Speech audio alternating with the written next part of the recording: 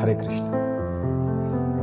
दोस्तों, ये मेरा वीडियो मैं अपने एक और भाई रिंकू शर्मा को समर्पित करता हूँ। जैसा कि हम सब जानते हैं, रिंकू शर्मा जिनकी कुछ ही दिन पहले निर्मम तरीके से हत्या हुई थी।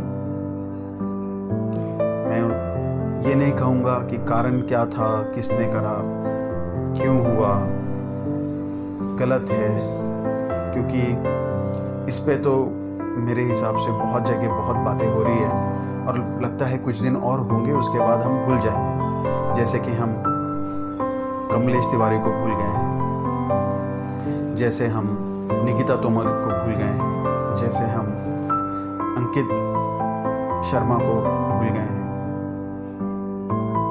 जैसे हम रामलिंगम को भूल गए हैं, वैसे ही कुछ दिन बाद हम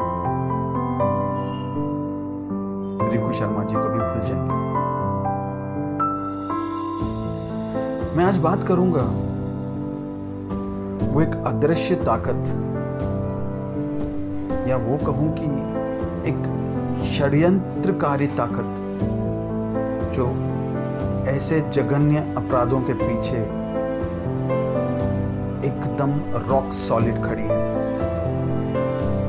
जी हाँ दोस्तों, ये वो एक ऐसा चेहरा है जो आज तक कभी सामने आया नहीं दोस्तों। अगर आपको लग रहा है कि मैं एक विशेष वर्ग को लेके कहूँगा या फिर आतंकवाद को लेके कहूँगा, तो नहीं, क्योंकि वो एक ओपन सीक्रेट है। अगर उस पर हम बात करेंगे तो मतलब क्या फ़ायदा है, फिर वो तो कोई बात ही नहीं है। इनफैक्ट मैं जिन षड्यंत्रकारी ताकत की बात कर रहा हूँ, वो तो चाहते ही है कि हम और एक दूसरे के खिलाफ भड़के। चलिए इसको ज़्यादा बोल नहीं घुमाते हैं, सीधा मुद्दे पे आता हूँ। मैं बात कर रहा हूँ सेक्युलर हिंदू की। ये वो ऐसा कैरेक्टर है जो दोनों ही तरफ आग लगाता है बहुत अच्छी तरह से, और फिर उसी आग से अपने रोटियां सेकता है। ये जो हिंदू सेक्युलर होता है, इसे आप पहचानेंगे कैसे? इसका सबसे पहला जो पहचान पत्र होता है वो होता है कि ये अपने आप को हिंदू कहेगा, अपने आप को नास्तिक कहेगा, अपने आप को इस तरह से दर्शाएगा कि इसे मानवता से प्यार है, इसे देश से प्यार है। ये इसकी कथनी हो गई है और करनी एकदम उलट होगी। ये एक तरफा नास्तिक होगा, ये सिर्फ हिंदू भगवान को ही गाली देगा, किसी और रिलीजन के गॉड या मजहब के खुदा को कुछ नहीं कहेगा।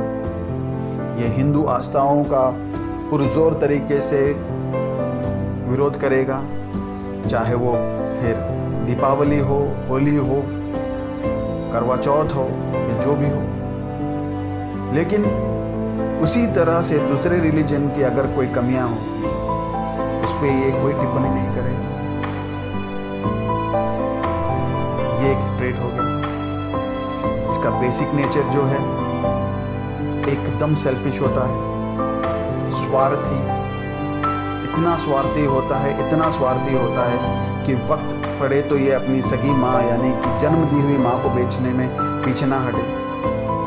तो भारत देश तो इसके लिए कुछ है ही नहीं। इसके लिए भारत देश क्या है? सिर्फ उसके लिए एक मिट्टी का टुकड़ा है जिन्हें हमने बाउंड्रीज में बांध दिया है। ये अपने आप को बुद्धिजीवी सर्टिफाई करता है। लेकिन दोस्तों, उससे भी खतरनाक बात यह है कि ये हर वो गलत शक्ति का साथ देता है जो आपके धर्म और देश के खिलाफ हो। चाहे बात आप कमलेश तिवारी की कर लें या फिर रिंकू शर्मा की कर ले। ये ऐसे अपराधों में हो जाता है जैसे कहते हैं गधे के सर से सींग, उस तरह से गायब हो जाता है।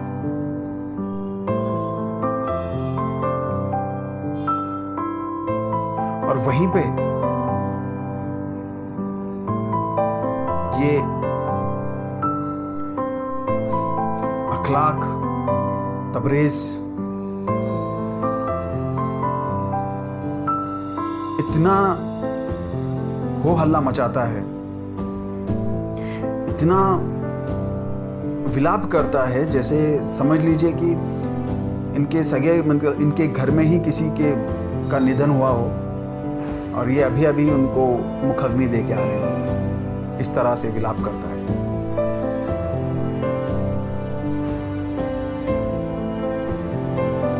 मैं ये नहीं कह रहा हूं कि जो अखलाक के साथ हुआ या तबरेज के साथ हुआ वो सही था, नहीं। गलत कोई भी करे गलत होता है, क्योंकि जान लेना और जान देना तो सिर्फ कोई एक ताकत है जिसे मैं भगवान मानता हूं, आप पता नहीं क्या मानते हो, उसी के हाथ में। मेरा प्रॉब्लम है सिलेक्टिव आउटरीच को। इतना ही नहीं दोस्तों, इतना ही नहीं, चलिए ये भी हो सकता है कि आप, होता है ना, कमज़ोर हो, आपकी फटती होगी कि भाई मैं कैसे, क्योंकि शांति प्रिय समुदाय से आते हैं, कमलेश तिवारी के कातिल, रिंकू शर्मा के कातिल, मैं कैसे उनके खिलाफ बोलूं कल, क्योंकि वो कल आके मेरा भी गला काट देंगे, है ना। ये हो सकता है, डर हो सकता है, तो खुले में बोल दीजिए कि भाई मैं डरपोक हूं, तो कोई बात नहीं। ये डरपोक नहीं, ये लोमड़ी से भी ज्यादा शातिर होता है। आप किसी भी सेक्युलर हिंदू को कश्मीर जेनोसाइड पे बात करने कहिए।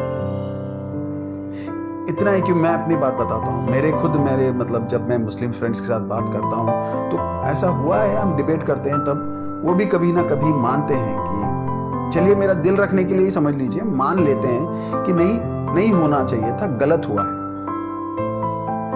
लेकिन ऐसा आज तक नहीं हुआ कि किसी सेक्युलर हिंदू ने इसे गलत ठहराया। वो मुझे 100 रीजन दे देंगे उसके, 100 रीजन, और वो भी एक से बढ़कर एक घटिया रीजन, लेकिन कभी एक मुंह से शब्द नहीं निकलता कि ये गलत हुआ है। दोस्तों वो एक बड़ा ही अच्छा शेर है, हमें तो अपनों ने लूटा, गहरों में कहां दम था, मेरी कश्ती डूबी वहां जहां पानी कम था। सच है दोस्तों, सनातन धर्म पर अगर कोई नुकसान पहुंचा सकता है, मैं ये तो नहीं कहूंगा कि पतन तो सनातन धर्म का कभी हो ही नहीं सकता, मैं आपको गारंटी के साथ दे सकता हूं, अगर आप चाहो तो मैं लिख कर दे सकता हूं कि सनातन धर्म का कभी पतन हो ही नहीं सकता। क्योंकि मैं खुद विश्वास से इसलिए कह रहा हूं क्योंकि कभी एक टाइम पे मैं भी ये सोचता था कि कलयुग में भगवान कहाँ अपने आप को मतलब आएंगे और अपने आप का जो एग्जिस्टेंस है वो हमें बताएं, मतलब है ना। वो कभी होता है कि आपको बचपन से आप सुनते आते हो कि भाई इस तरह से नरसिंह महाराज एक पिलर में से प्रकट हुए थे, तो ऐसा हो जाता है कि लगता है कि हाँ ईश्वर है तो उसे प्रकट होना चाहिए। तो अब ऐसा लगता था कभी मुझे कि ऐसा हो ही नहीं सकता, कलयुग में भगवान शायद पता नहीं है भी या नहीं, कभी हमारी सुनेगा या नहीं। लेकिन दोस्तों ऐसी घटनाएं कुछ दिनों से घट रही है जिससे मुझे पूर्ण विश्वास हो गया है कि सनातन धर्म का बाल भी बांका कभी नहीं हो सकता है।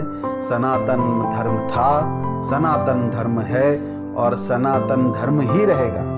भले ही कुछ लोग जो हिंदू होने का दावा करते हो वो इसे नुकसान पहुंचाने की पूरी कोशिश करें, लेकिन वो इसका पतन तो कभी कर नहीं सकेंगे। एग्जाम्पल के तौर पे मैं आपको दो एग्जाम्पल देता हूँ। कुछ सालों पहले मैंने एक सज्जन को सुना था, वो स्पीच दे रहे थे। स्पीच देते देते वो भी अपने आप को, वो तो मतलब सेक्युलर, एकदम ब्रांडेड सेक्युलर है, उन्होंने कहा था कि जो लोग मंदिर जाते हैं या जो व्यक्ति मंदिर जाता है वही लड़की छेड़ता है। काफी बहस हुई इस पे। देखिए ईश्वर की असीम कृपा। अब ऐसा वक्त ईश्वर ने घुमाया है कि वही महाशय आज मंदिर मंदिर घूम रहे हैं। इतना ही नहीं, जनेऊ दिखा रहे हैं, अपना गोत्र बतवा रहे हैं। और जिन्होंने ये कहा था कि जो मंदिर जाता है वो लड़की छेड़ता है, अब वो अपनी बहन को भी मंदिर भेज रहे हैं। अब उन्हें डर नहीं है कि कहीं मंदिर जाएगी मेरी बहन तो कोई छेड़ ना दे उन्हें। तो ये मेरे लिए भगवान का एक बहुत ही प्यारा जवाब है कि सनातन धर्म का चाहे कोई कितना भी मजाक उड़ा ले या फिर उसे हानि पहुंचाने की कोशिश करे, लेकिन वो जो पालनहार है वो इसे हर बार पुरजोर तरीके से बचाता है। उतना ही नहीं, एक और इंसिडेंट, बड़ा ही कमाल का इंसिडेंट मैं आपको सुनाता हूँ। राम रथ निकला था पूरे भारत में, सिर्फ एक ही प्रदेश में उसे रोक दिया गया था। वो भी बड़े प्रोमिनेंट सेक्युलर लीडर हैं जिन्होंने रोका था। तो राम जी के भी ऐसी कृपा उन पे बरसी कि अब हाल ही में जब वो उस प्रदेश में इलेक्शन हुए, उनके बेटे मुख्यमंत्री के उम्मीदवार के तरह लड़ रहे थे। मतलब he was a prominent face of the party. तो जिन्होंने राम जी का रथ रोका था, राम जी की ऐसी असीम कृपा उन पे बरसी कि वो खुद ही पूरे समय अपने पार्टी के कैंपेन की फोटो से गायब रहे। तो यानी कि राम जी ने उनकी फोटो को ही रोक दिया। इससे बढ़कर आपके लिए और क्या हो सकता है? इससे बढ़कर आपको और क्या चाहिए, कि क्या सबूत चाहिए कि भगवान आपके साथ है? इसीलिए तो कहते हैं धर्मो रक्षिति रक्षिता। इसका मतलब हम अगले वीडियो में ज़रूर डिस्कस करेंगे। अगले वीडियो में हम डिस्कस करेंगे कि सेक्युलर कौन बनता है, कैसे बनता है। हम अब एक्चुअली आज हमने डिस्कस किया है कि आज समझ लीजिए हमको पता चला है कि बीमारी की जड़ क्या है। अब ये बीमारी के सिम्टम्स, बीमारी से लड़ना कैसे है और इसे अब फैलने से कैसे रोकना है, इस पे हम ज़रूर बात करेंगे। तो अगर मेरा वीडियो आपको पसंद आया है तो प्लीज़, मैं ये नहीं कहूँगा कि शेयर, लाइक, सब्सक्राइब करें, ये कुछ नहीं कहूँगा। मैं कहूँगा कि जितने भी लोग अपने सनातन धर्म को सशक्त कर रहे हैं उनका साथ दें, उनके साथ जुड़ें और सशक्त करें। आज हमारे पास व्हाट्सएप की फैसिलिटी है, टेलीग्राम की फैसिलिटी है, या जो भी मीडियम है आपके पास। अब तो कू भी आ गया है जहाँ पे हम बहुत खुल के मतलब एक्सप्रेस कर सकते हैं अपने आप को।